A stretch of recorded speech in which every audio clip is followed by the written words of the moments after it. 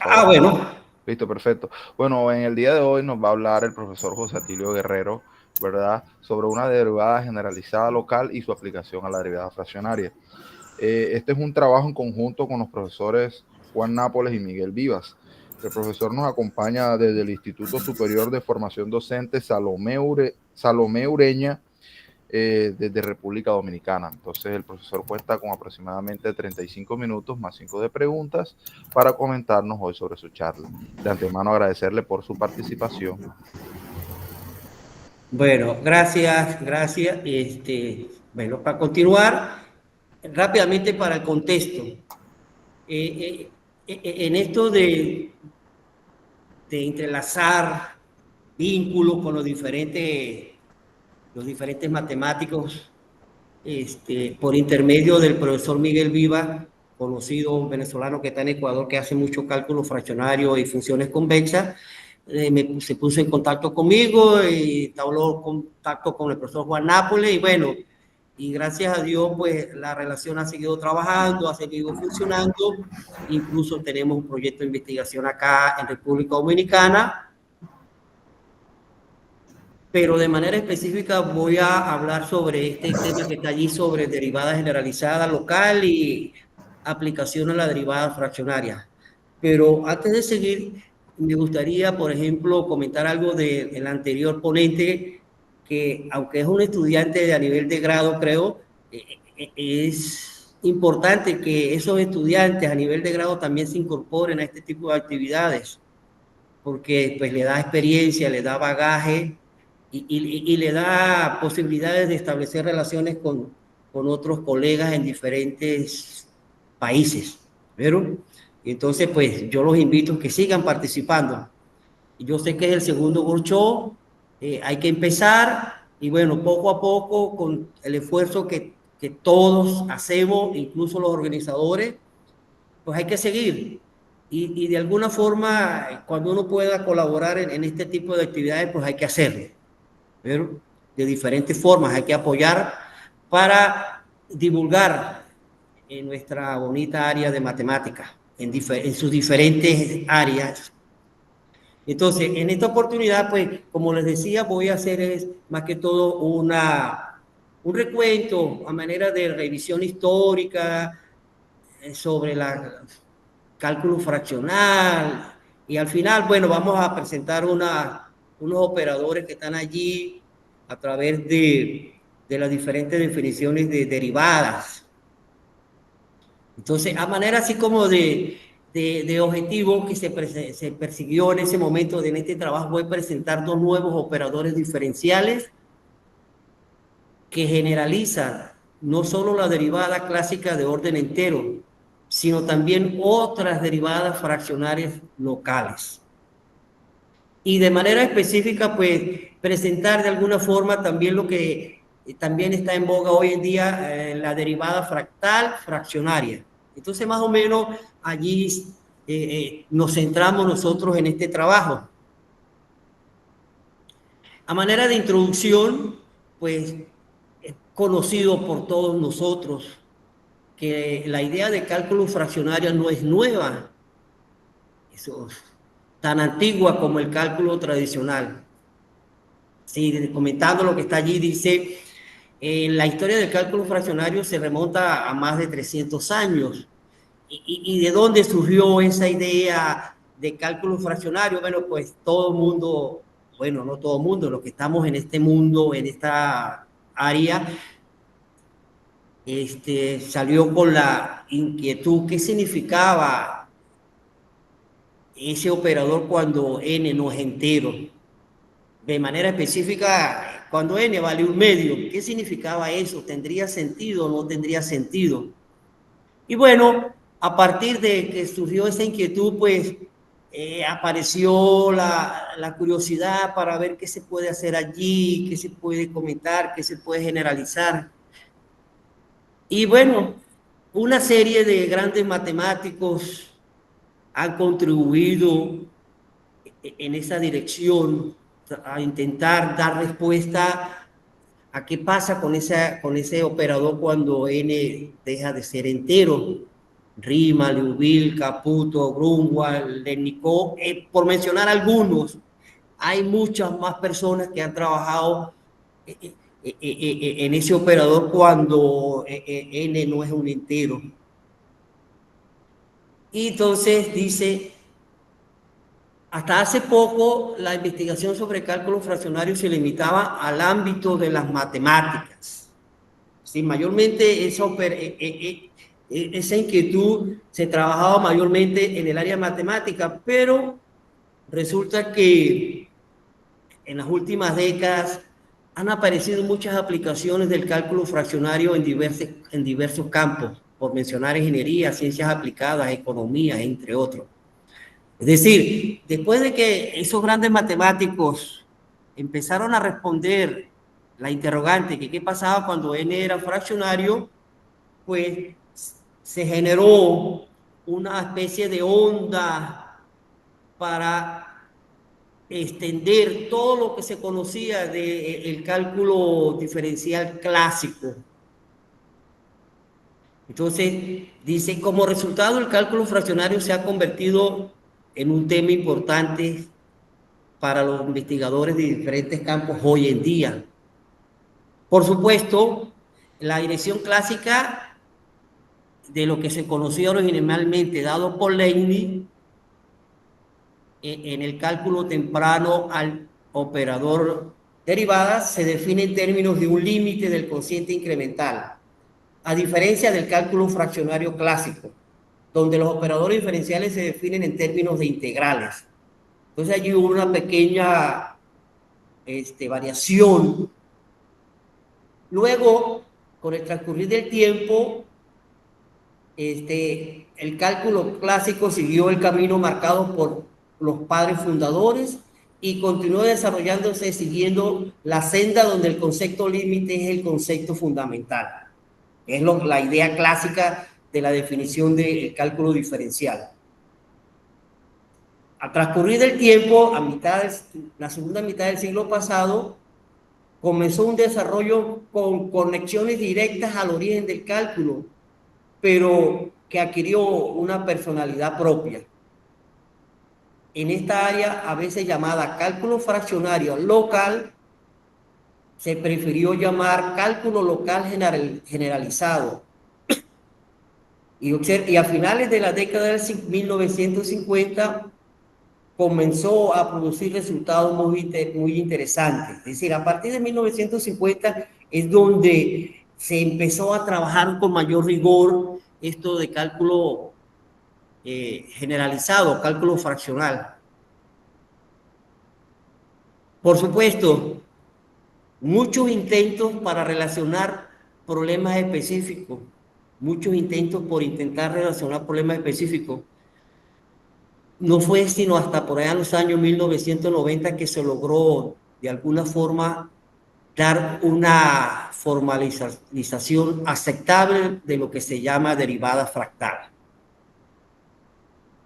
Una definición, voy a ir colocando algunas definiciones, algunos resultados, es esta definición de derivada fraccional local para una función definida en un intervalo cerrado de manera específica 0, 1 a valores reales.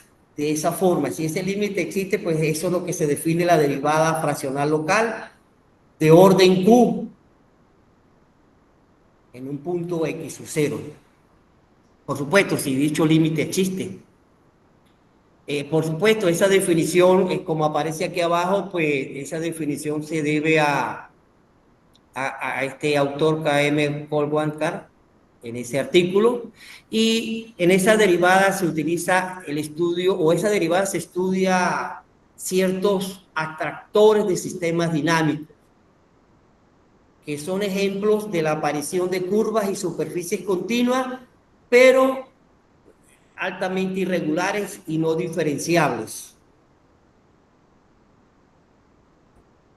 Otros autores, por ejemplo, por mencionar a Kolwankar y Kangal, desarrollan la noción de derivada fraccional local, modificando o haciendo modificaciones apropiadas en los conceptos de cálculos fraccionarios. presentados hasta ese momento. E introducen el concepto de integral fraccionaria local, ¿verdad? Tal como se conoce hoy en día. Este otro autor, por ejemplo, Jaguar, presenta una definición de derivada fraccional conformable de orden alfa a través de ese límite. Y ayer en una de las charlas hablaban más o menos sobre esta definición, que lo que se empezó a hacer es a manipular, a manipular apropiadamente, bien sea en ese cociente, los diferentes factores que están interviniendo. Entonces, este autor pues hace esa manipulación y él presenta esa derivada fraccional conformable de orden alfa. Por supuesto, alfa un real entre 0 y 1. Almeida y otros, observen, generalizan esa idea cambiando o manipulando el kernel, ese t a la 1 menos alfa, lo presentan con una función más general, que es el kernel, una K de A, B a R, continua, no es negativa. Y entonces define que la función f es alfa diferenciable si ese límite existe. Observen que prácticamente es una generalización de la definición anterior, ¿verdad?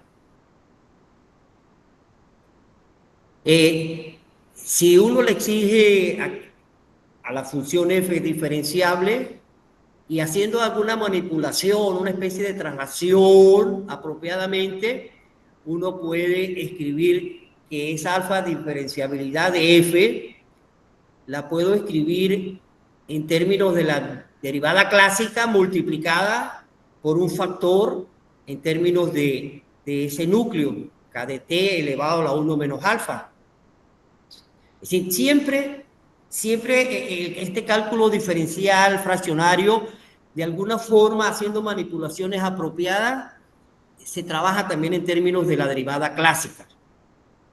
Almeida, en sus trabajos, dice que algunas de las nociones existentes sobre la derivada fraccionaria local están estrechamente relacionadas con la derivada clásica a través de esa ecuación 2 que tengo allí. El cálculo fraccional local es una idea interesante y merece una investigación adicional. Eso lo comenta Almeida y otros en su publicación. También aquí, por mencionar a este otro matemático Tarazón, él hace un recuento también interesante y dice, aunque es interesante ver cómo se calculan las tangentes históricamente, hoy en día todo el mundo pues sabe lo que eso significa, que son los límites de una recta secante cuando un punto Q se aproxima a un punto fijo P. Entonces, él dice allí, esta definición dinámica de la tangente aprovecha plenamente la noción de límite y recupera precisamente nuestra intuición de lo que debería ser una tangente. Por supuesto, volviendo al pasado, dice lo que Leibniz nos decía por allá por 1684 sobre el método, habría sufrido este mismo dilema respecto a si se podía asignar un valor definido a un incremento infinitamente pequeño. Eso lo presentaba Leibniz por allá en esos años. Por supuesto, esa inquietud de Leibniz años después fue que más o menos fue resuelta, fue tratada cuando el Hospital comenzó a describir qué significaba de manera más precisa ese símbolo, ese operador que está allí, lo que conocemos hoy en día como la diferencial de Y respecto a X. Y entonces, un incremento infinitamente pequeño dividido por otro puede de hecho tener un valor definido que conocemos, el límite, lo que hacemos hoy en día con la derivada clásica. Luego, una serie de opciones planteadas en el siglo XVIII al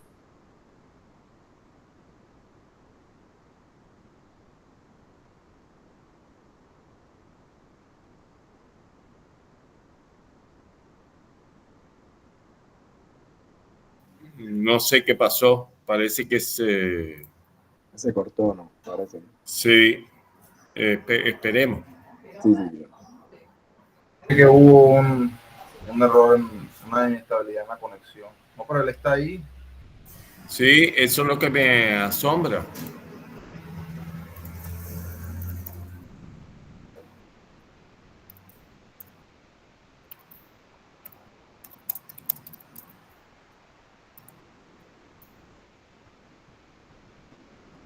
Ahí yo le escribí, a ver qué me dice.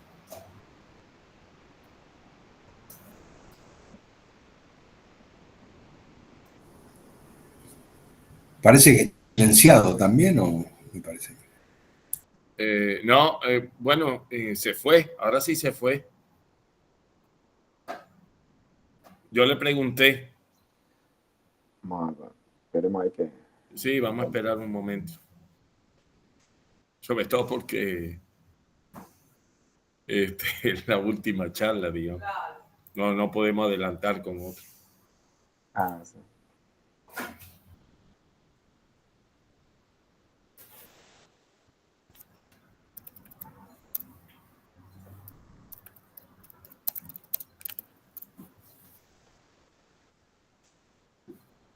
Bueno, de hecho, ni siquiera le llegan los mensajes. Se fue el cable en el océano, en internet. Puede ser. Probablemente se le haya ido el fluido eléctrico. Voy a intentar llamarlo.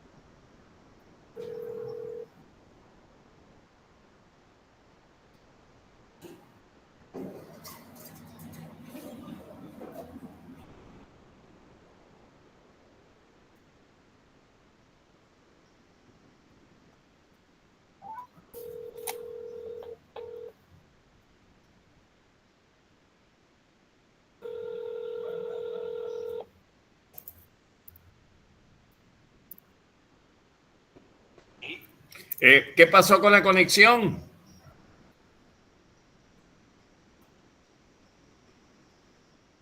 Ya va, no está presentando. No, no estás ni siquiera en la reunión. Revisa. ¿Qué pasó? Ya va. No sé. Voy a revisar, gracias. Voy a Dale. ¿Será que ya acabó y...? Va a revisar.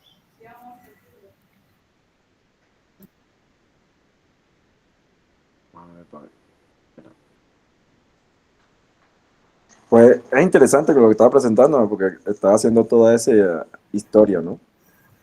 Muy bien. Vamos a esperar.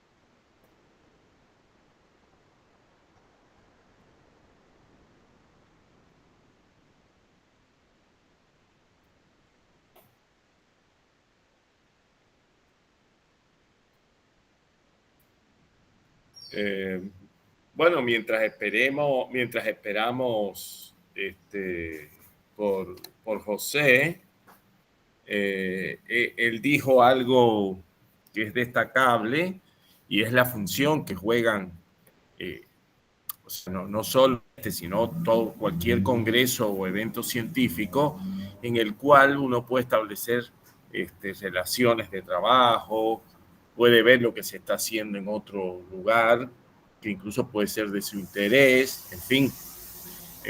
Creo que ese también es un mérito de los congresos en realidad y de este en particular. Por eso es que esperemos poder comunicar a la mayor brevedad posible nuestra intención y en qué tiempo hacerlo. Hola, compa. Aló.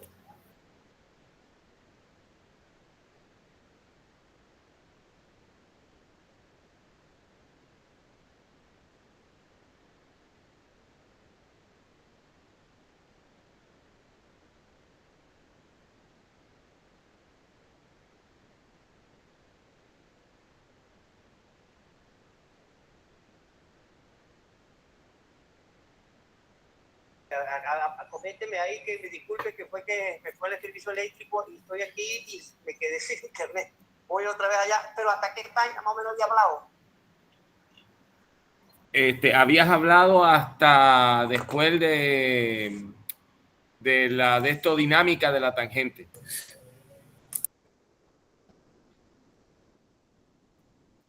De la visión dinámica de la tangente.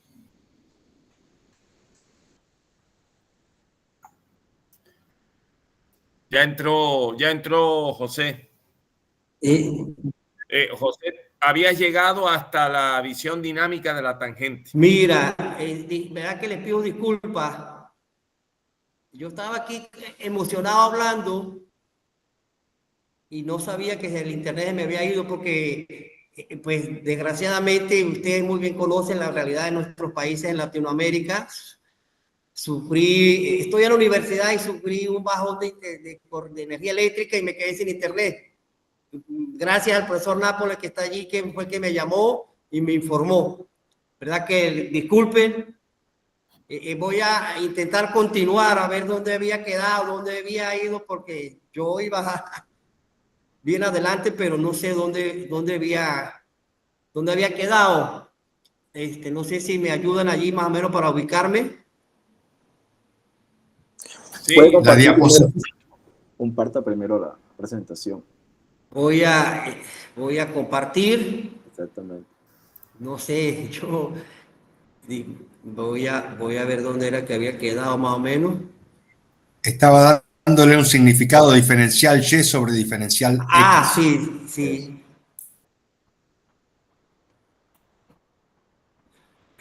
Al inicio prácticamente. No, mediado más o menos, me pareció a mí. Igual te presenta ahí y te indicamos. Voy a presentar.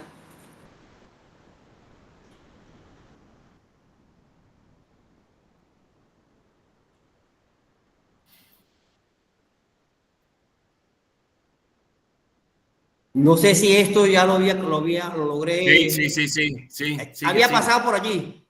Sí, sigue. Ahí estaba. Bueno, vamos a retomar aquí rápidamente y verdad que disculpe.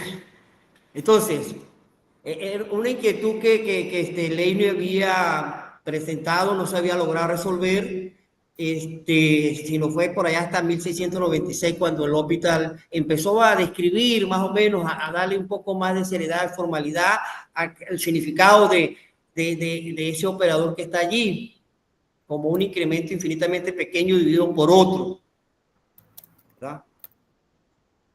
Y bueno, una serie de inquietudes por allá en el siglo XVIII quedaron sin resolver. Observen, hablan de las funciones de Newton, de límites, diferenciales, quedaron sin resolver en esa época. Argumentos que los planteaba Zenón era que Incluso Zenón, 2000 años antes, también comentaba algo al respecto de lo que él tenía, lo que él se imaginaba, lo que era esas teorías que él conocía y que todo estaba relacionado con cosas de infinitud y de continuidad que para esos momentos pues no estaban de manera precisa definidos ni se conocían. Y bueno, les comentaba que voy a recordar la definición clásica de derivada, y esa definición clásica de derivada es local. Pero a nosotros nos han dicho siempre, y si nosotros agarramos los libros de cálculo a veces, que la derivada y la integral son procesos inversos, pero hay que tener cuidado. Procesos inversos, ¿cómo? Si la derivada es un proceso, una noción local, y la integral es una cuestión global, perdón. Entonces, ¿en qué sentido son procesos inversos? Entonces, de cuidado, ¿verdad? Cuando se empezaron a dar las definiciones de derivadas fraccionarias, se olvidaron, no sé si por conocimiento o porque todo funcionara, se olvidaron de los operadores y construyeron operadores no locales, ¿verdad? Es decir, que las derivadas fraccionarias no son de alguna forma derivadas como nosotros las conocemos, son un tipo de operador de alguna otra naturaleza. Y bueno, en vista de eso, lo que nos comentaba al inicio Tarazó, pues había que reformularse, de alguna forma se podría reformular pensando que si el operador no es local, pues no tendríamos operadores diferenciales. En ese sentido, debería reformularse todo esto.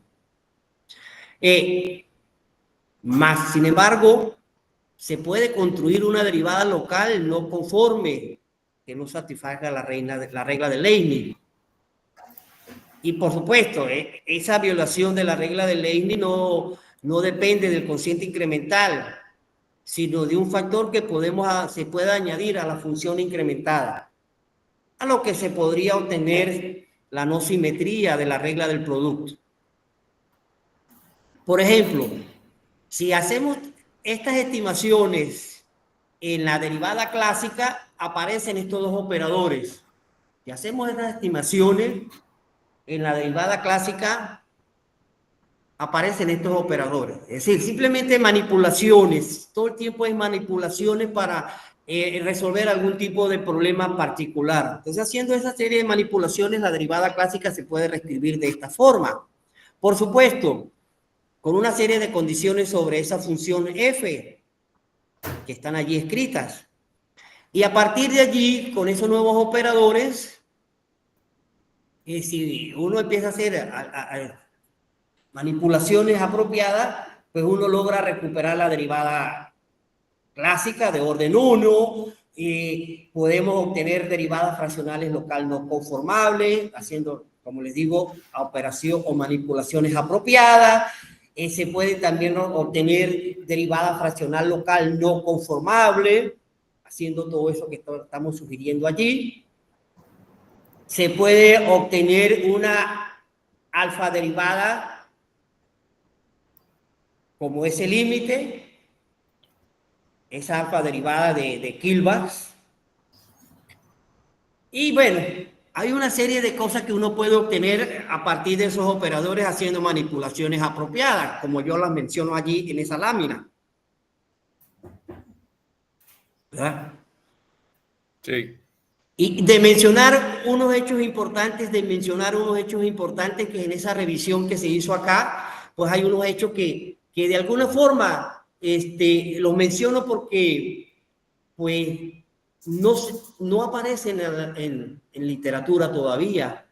Por ejemplo, para esa función dada de esa forma, con todas esas manipulaciones apropiadas, se obtiene ese operador. Observen. Si hago otras manipulaciones apropiadas, aparece otro operador.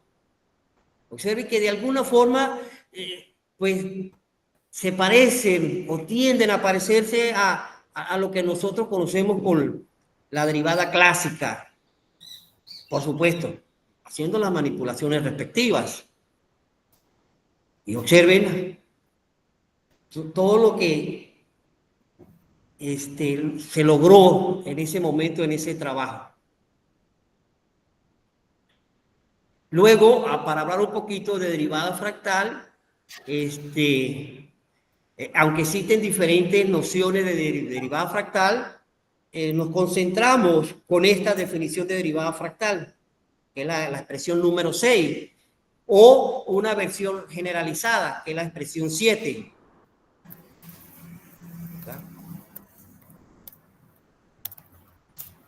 De manera general, también de recordar las derivadas fractales fraccionales.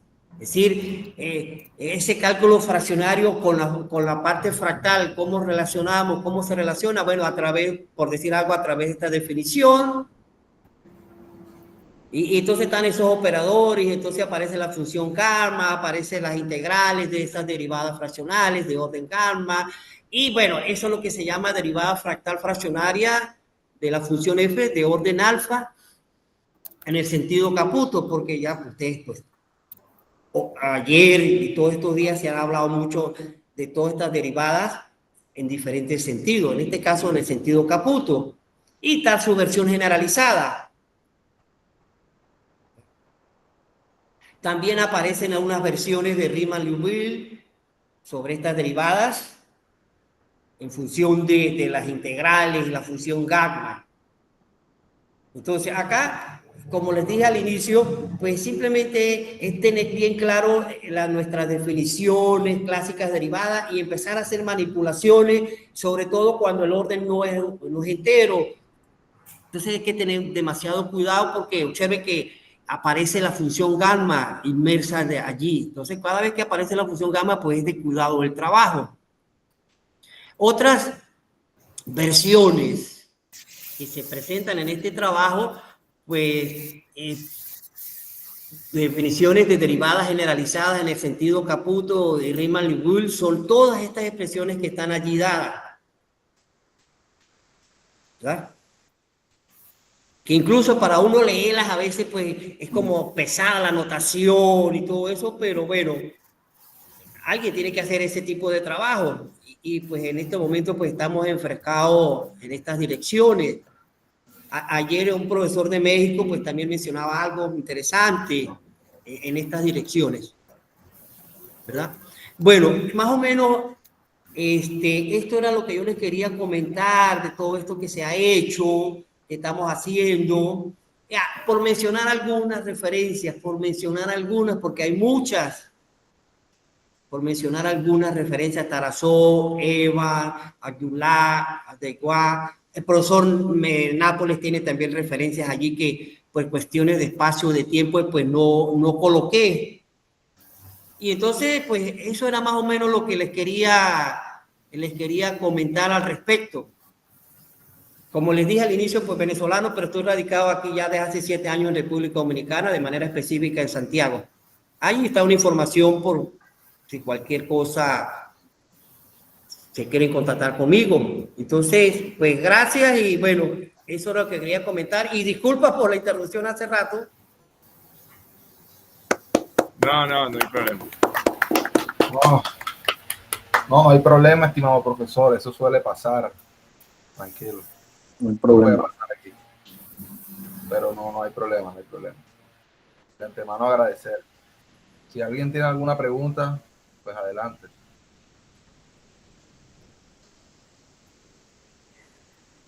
Observen que en esta área, aquí, el profesor Nápoles es prácticamente una autoridad porque pues yo estoy relativamente nuevo en esta área. Estoy contando con el apoyo de él y del profesor Miguel. Hay algunas cosas que señalaste que digamos que no tienen por qué la gente saberlo, porque si no es del área es como que queda medio forzado, pero por ejemplo lo que señalaste de la tangente es curioso. Yo hice un pequeño trabajo ahí para una revista de educación. ¿Qué pasa con la tangente cuando usas otros operadores?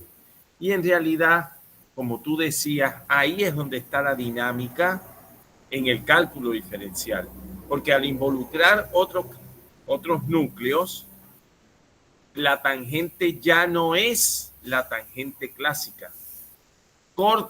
Puede cortar la curva de adentro hacia afuera en ocasiones y en dependencia del orden. Ni siquiera con conformes, que son las que nos devuelven las derivadas ordinarias, ni siquiera con conformes, con alfa cercano al 1, se obtiene una recta tangente como en el caso clásico.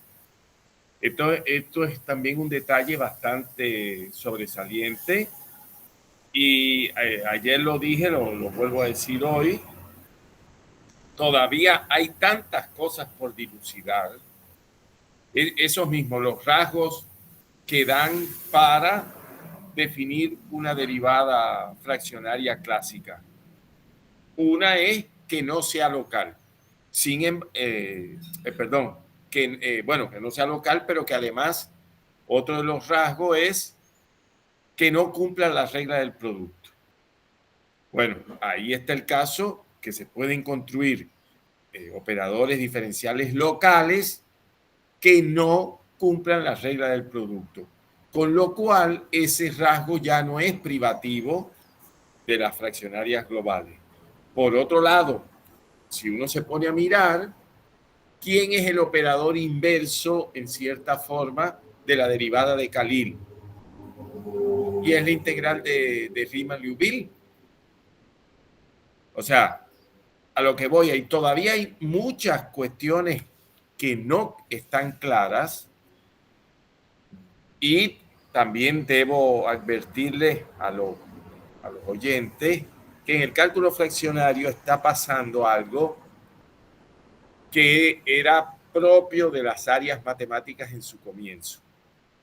Y es que hay posiciones ortodoxas que no admiten variación. Eso lo hemos visto, los que conocen historia de la matemática, lo hemos visto a lo largo del tiempo.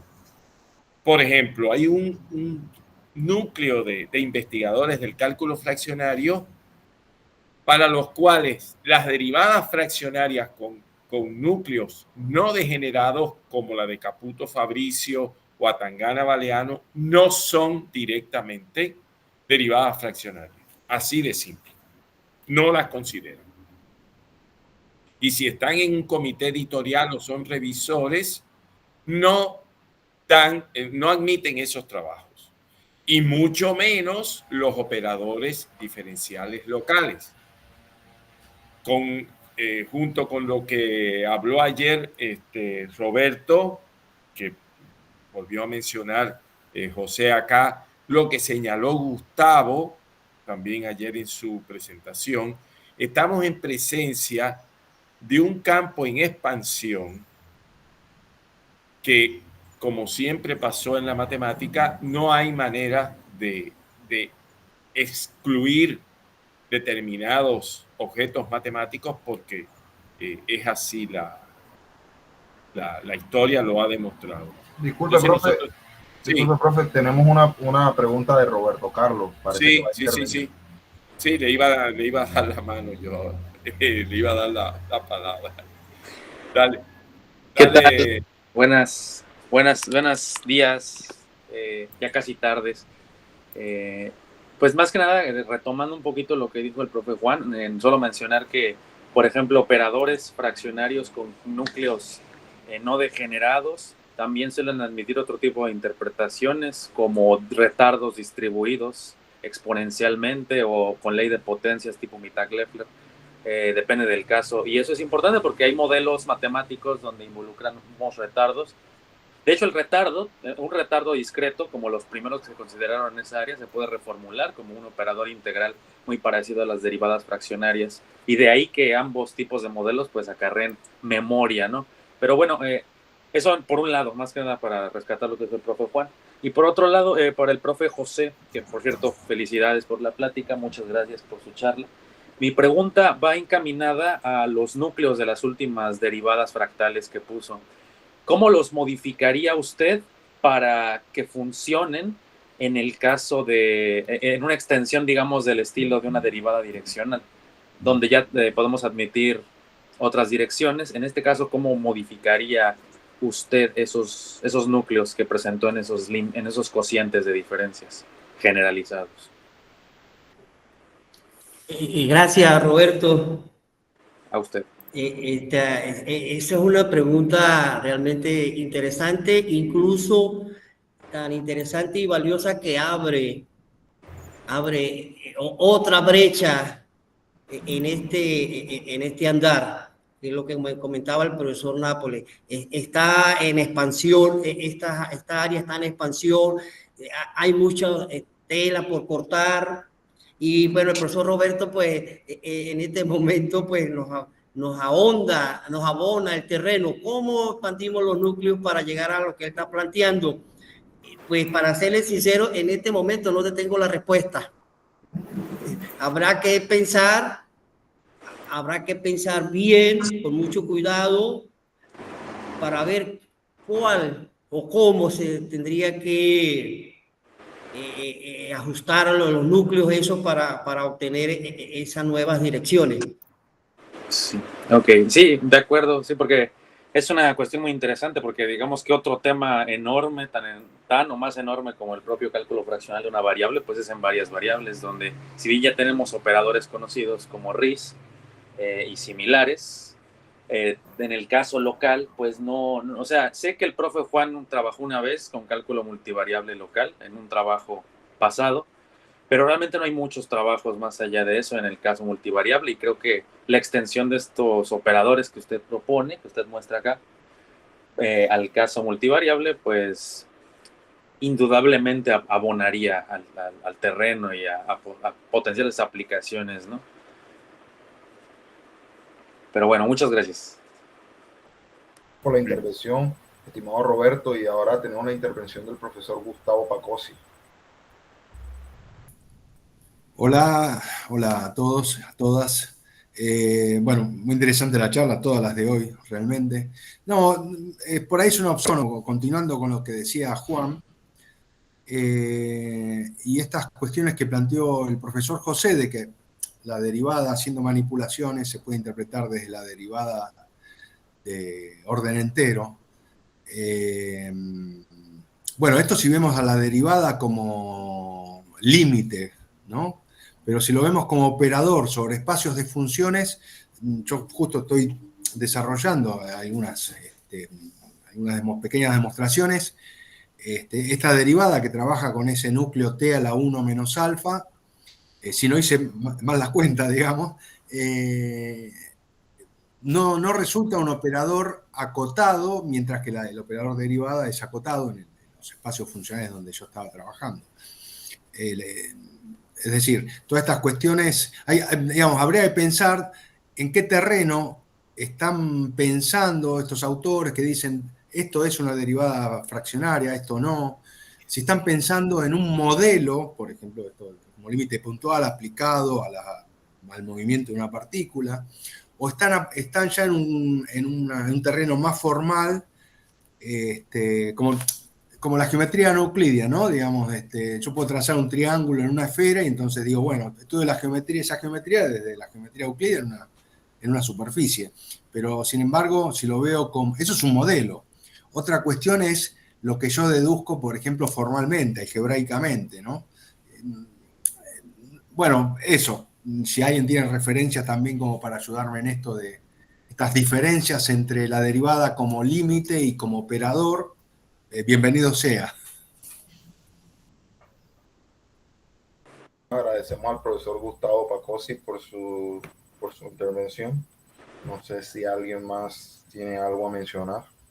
Bueno, como respuesta parcial al profe Gustavo, pues desde los textos más clásicos, bueno, pero también relativamente recientes, como el libro de Samko, pues desde ahí hablándose, por ejemplo, de operadores no locales, como el de Grunwald-Letnikov, que se define como un límite, pues ahí en literatura básica, como el libro de Samko, desde ahí ya se habla, no, a lo mejor se demostró desde antes, yo creo, de cómo este límite, pues al final se termina reduciendo a la derivada de Riemann-Liouville, con las hipótesis que ahí están dadas, por decir, o sea, es un ejemplo, pero otros límites, bueno, no sé si haya trabajos específicos, pero bueno, seguramente.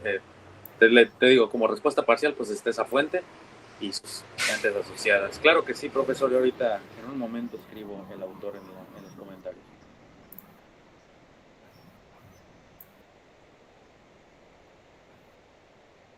Entonces, no sé si alguien más tiene algún comentario, alguna pregunta para el profesor José Guerrero.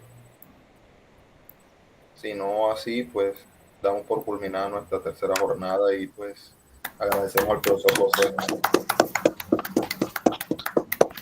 Bueno, entonces de antemano Ya va, Carlos, me gustaría comentar algo para antes de claro, cerrar. claro.